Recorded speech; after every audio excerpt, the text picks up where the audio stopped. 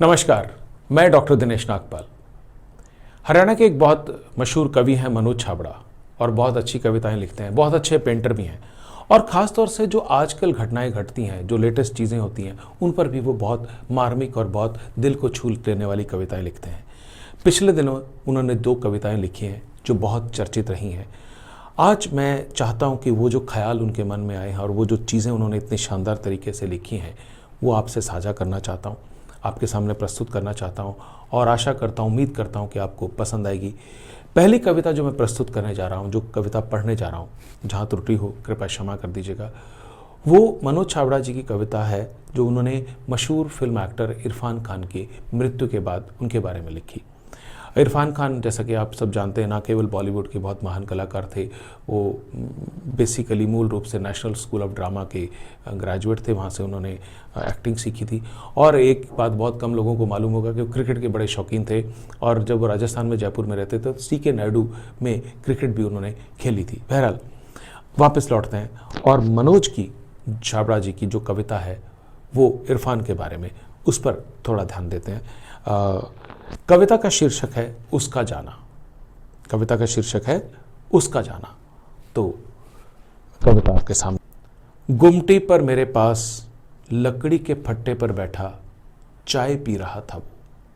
गुमटी पर मेरे पास बैठा लकड़ी के फट्टे पर चाय पी रहा था वो और अचानक उठकर अपनी मोहल्लाई आदतों और बनावट सहित सिनेमा के पर्दे पर जा बैठा था।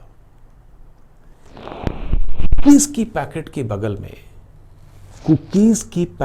बगल में वो ताजा बिस्कुटों का भरा हुआ लिफाफा था। इस पर दोबारा आपका ध्यान चाहूंगा। जो इरफान का अलग अंदाज था, जो तरीका था नेचुरल एक्टिंग का, उसके ऊपर मनोज छाबड़ा जी ने कितना खूबसूरत लिखा है।